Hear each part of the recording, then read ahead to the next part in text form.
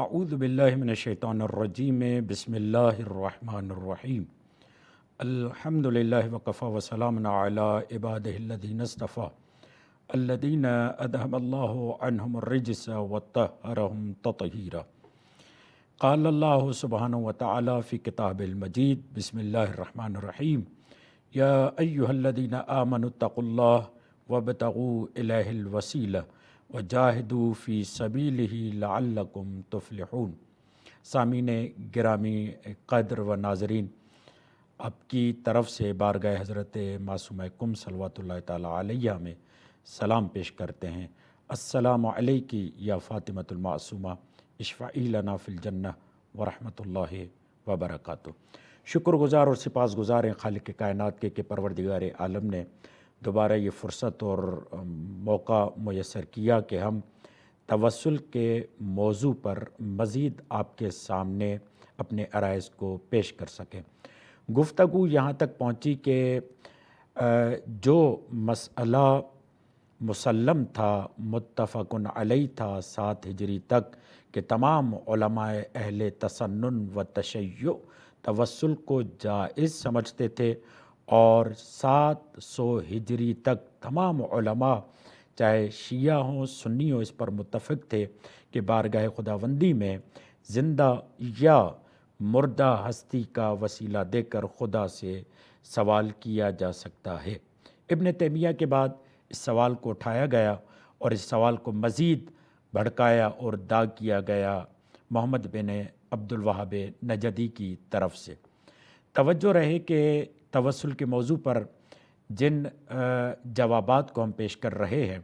اگر ان جوابات پر غور کر لیا جائے اور دقت کر لی جائے تو انشاءاللہ الرحمن توسل کے ساتھ ساتھ تبرک، مرنے کے بعد زیارت اور استمداد اور استعانت کے موضوع کے مسائل بھی حل ہو جائیں گے۔ آپ کے سامنے آتے ہیں کہ اس جگہ پر ہم پہنچے تھے کہ اہل تسنن یعنی کہ سلفی اور وہابی اس بات اور نظریے کے قائل ہوئے کہ بعد وفات نبی، رسول، ولی کوئی بھی اختیار نہیں رکھتا،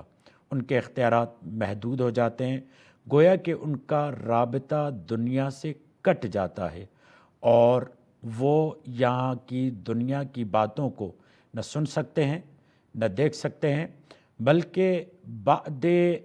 موت یعنی زندگی کے بعد کی جو حیات ہے اس کے گویا کہ قائل ہی نہیں ہیں۔ اس پر ہم قرآن مجید کی آیتوں کو بیان کر رہے تھے کہ قرآن مجید مسلسل ہمیں اس بات کی طرف دعوت دے رہا ہے کہ جب انسان اس دنیا سے جاتا ہے نہ صرف وہ برزخی حیات یعنی زندہ ہوتا ہے بلکہ اس کا اس دنیا سے رابطہ بھی ہوتا ہے،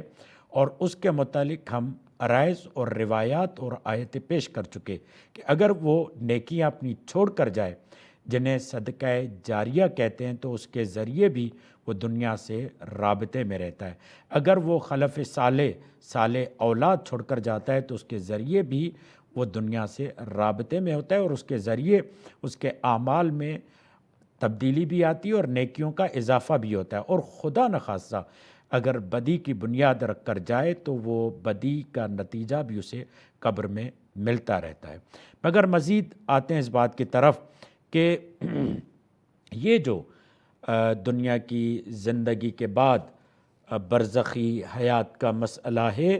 یہ ایسا اتفاقی اور متفق علیہ اور مسلم مسئلہ ہے جسے سنی شیعہ حتیٰ کہ ابن تیمیہ جیسا آدمی بھی اس بات کو قبول کرتا ہے کہ مرنے کے بعد انسان کی روح زندہ ہوتی ہے،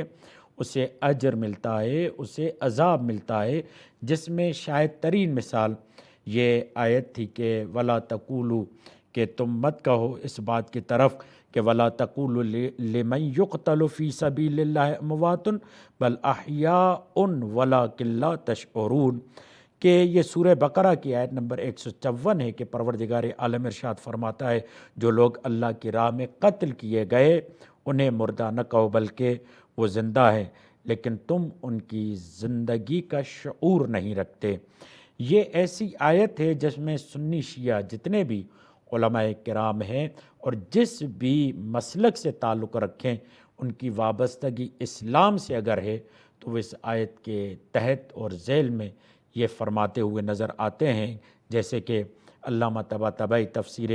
میزان میں یہ جملہ فرماتے ہیں، وَفِي الْآيَةِ دَلَالَةٌ عَلَى بَقَاءِ الْإِنسَانِ بَعْدَ الْمَوْتِ مَا بَيْنَهُ وَبَيْنَ يَوْمِ الْقِيَامَةِ۔ یہ آیت دلالت کرتی ہے عمومی طور پر اس بات پر کہ جب انسان اس دنیا سے جاتا ہے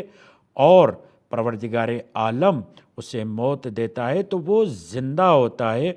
اور یہ زندگی قیامت تک اس کے پاس ہوتی ہے۔ ایسا نہیں ہے کہ وہ مختصر عرصے کے لیے زندہ ہوتا ہے، بلکہ یہ برزخ کا جو مرحلہ اور موقع ہے یہ قیامت تک چلتا ہے۔ علامہ طبرسی بھی اپنی کتاب مجمع البیان تفسیر میں یہی بیان کرتے ہیں۔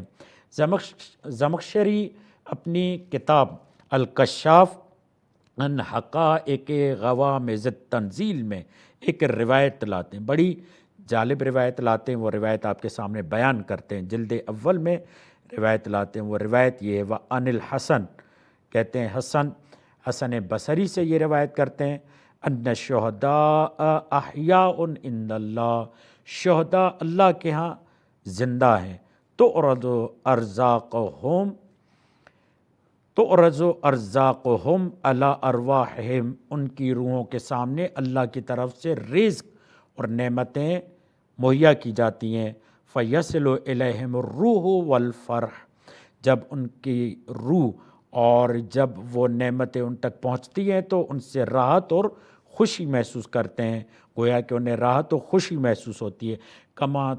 کما تعرض النار علی ارواح آل فرعون غدوۃ وعشیہ، جیسا کہ فرعون اور آل فرعون پر عذاب آتا ہے، اسی طریقے سے جو شہداء ہیں اور جو شہید ہیں اللہ کی بارگاہ میں ان پر نعمتیں آتی ہیں، فیصل الیہم الوجع، اور ان تک یہ چیزیں پہنچتی ہیں عذاب کی صورت میں، کن پر؟ فرعون آل فرعون پر۔ اور دوسری روایت لاتے ہیں، کہتے ان مجاہد سے ہے، مجاہد راوی ہے، وہ کہتا ہے یرزقون ثمرۃ الجنت ثمر الجنت ویجدون ریحہا، ان تک جنت کے پھل بھی پہنچتے ہیں اور جنت کی خوشبو بھی پہنچتی ہے، ولیسوا فیہا، در حالی کہ وہ جنت میں نہیں ہوتے مگر جنت کی نعمتیں ان تک پہنچتی ہیں، وَيَجُوزُ أَن يَجْمَعَ اللَّهُ مِنْ أَجْزَاءِ الشَّهِيدِ، جملہ یہ ممکن ہے کہ اللہ تعالیٰ شہید کے اجزاء، وہ جو بھی معاملات اور وہ جو جزیات ہیں اس کی طرف اشارہ کرتے ہوئے کہتے ہیں کہ اکٹھا کر کے انہیں دیتا ہو، فَيُحْيِيهَا وَيُوصِلَ إِلَىٰ النَّعِيمِ، انہیں زندہ کر کے وہ نعمتیں انہیں دیتا ہو گرچہ تھوڑی ہی کیوں نہ ہو۔ اور یہ آیت جو ہے جس کے متعلق یہ بیان کیا گیا، فرماتے ہیں کہ یہ آیت شہدائے بدر کے لیے، اور تقریباً وہ شہدائے بدر 14 تھے۔ طبری بھی اپنی تفسیر طبری میں یہ جملہ بیان کرتے ہیں اور اسی آیت کے ذیل میں بیان کرتے ہیں، القول فی تعویل قولہ تعالی، اس قول جو پروردگار عالم کا ارشاد ولا تقولوا لمن يقتل فی سبیل اللہ اموات بل احیاء ولکن لا تشعرون، اس کے زمرے میں ارشاد فرماتے ہیں، یعنی اس جملے کے اور اس آیت کے ذیل میں یہ جملہ کہتے ہوئے طبری یہ کہتے ہیں کہ پروردگار عالم کا یہ کہنا، یا ایھا الذین آمنوا استعینوا بالصبر، اے ایمان والو صبر کے ذریعے سے مدد حاصل کرو، کس بات پر؟ اللہ طاعتی، میری اطاعت میں، وفی جہاد عدوکم، اور اپنے دشمن جو تمہارے خلاف دشمن ہے ان سے ثابت قدمی کے ساتھ مقابلہ کرو، اور وہ ترک معاصی، اور گناہوں سے ترک تعلق کرو، وہ ادا سائر فرائضی علیکم، اور ثابت قدم رہتے ہوئے میرے تمام فرائض کو انجام دو، جو میں نے تم پر واجب کی ہیں ان کی ادائیگی کرو۔ ولا تقولوا لمن يقتل فی سبیل اللہ وهو میت، اور خبردار اس کے لیے یہ مت کہو جو اللہ کی راہ میں شہید ہو جائے اسے میت کہو۔ کیوں؟ فإن المیت من خلقی من سلبتہ حیاتہ وأعدمتہ حواسہ، کہ میت وہ ہے میری مخلوق میں سے، مردہ وہ ہے میری مخلوق میں سے جس سے میں نے حیات چھین لی ہو اور اس سے حواس اس کے ختم کر دی ہو۔ فلا یلتذ لذتا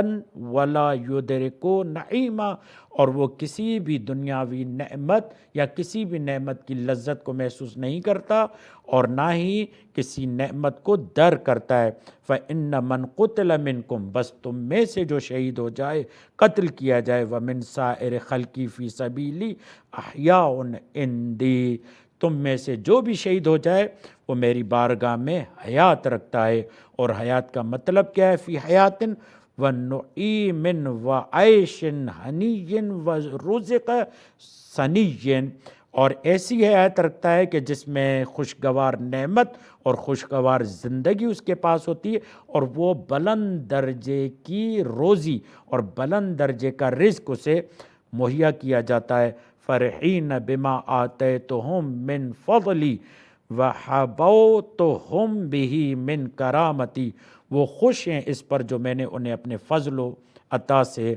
عطا کیا ہے اور اپنی کرامت کے ذریعے انہیں نوازا ہے۔ اس کے علاوہ تفسیر فتح القدیر میں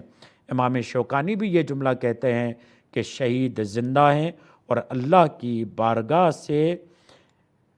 رزق پاتے ہیں، نعمتیں پاتے ہیں، بہترین حیات پاتے ہیں، حیات کے جو لوازمات ہیں وہ پاتے ہیں، اور اس طریقے سے پاتے ہیں کہ وہ اس کو پاتے ہی خوش ہو جاتے ہیں اور اس کو پا کے اپنی روح میں سکون اور آرامش کو اور تسکین کو محسوس کرتے ہیں۔ یہ چند آیتیں تھیں، اور ایک آیت اور اس پر چند علماء کے عرائض تھے جو آپ کے سامنے بیان کیے۔ مزید انشاءاللہ الرحمن